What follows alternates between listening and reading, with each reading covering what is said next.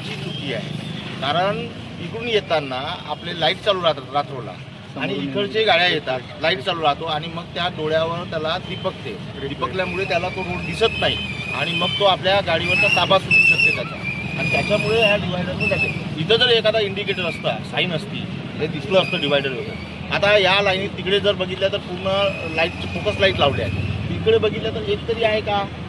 नाही आहे ना। आता इथून बघितल्यानंतर पूर्ण दिसतो, पण तिकडून येताना इकडेचा भाग दिसत नाही। इकडे ते लाईट गाड्या येतात, त्याचा लाईट पडल्यावर डोळ्यावर पडल्यावर मग तो डोळ्यावर दिपकतो आणि मग ते अशा प्रकारची दुर्घटना होऊ शकते। याला शासनही जबाबदार आहे असं माझं मत आहे। म्हणून प्रशासनाला ही विनंती आहे की यावर काहीतरी उपाय करण्यात यावं लवकरात लवकर, जेणेकरून अशा प्रकारचे अपघात इथं होणार नाही। आज इथं दुर्दैवानं हा अपघात झाला आहे, पण इथं कुठेही जीवितहानी झाली नाही, हे सुदैवाची बाब आहे।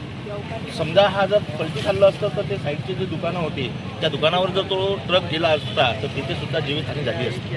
म्हणून प्रशासनाने यावर लवकरात लवकर खबरदारी घेऊन याच्यावर उपाययोजना करण्यात यावी। भाऊ, जो आता अपघात झाला नेमकं आता काही वेळापूर्वी, नेमकं अपघात होण्याचे काय कारण आहे? ॲक्च्युली कसं आहे, हा जो हायवे आहे इथं वर्दळ असते, लोक आपले हायवेने येतात, इथे इंडिकेटर नसल्यामुळं हर वेळी इथेच अपघात होतो। इथे इंडिकेटरची आवश्यकता आहे, जसं रेडियम वगैरे आहे, इंडिकेशन साईन नाही, काही नाही, त्याच्यामुळे इथं अपघात होतात। ॲक्च्युली समोरनं स्पीडनं येतात, त्याच्यामुळे डायरेक्ट गाडी चढवून टाकतात। हा त्याचं मुख्य कारण आहे। याच्या अगोदर पण इथं अपघात झाले आहेत का? हो, खूपदा झाले आहेत। हा 4था 5वा आम्ही आमच्या प्रत्यक्षात पाहिलेला आहे अपघात। या अगोदर एक रेतीचा ट्रक असाच पलटला होता।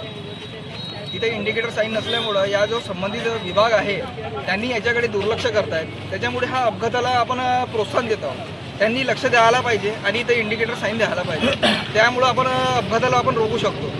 आता हाच अपघात आमच्या डोळ्यासमोर झालेला आहे, त्याची काही चुकी नाही, ॲक्च्युली त्याला दिसलं नाही, इंडिकेटर नसल्यामुळे हा अपघात झालेला आहे।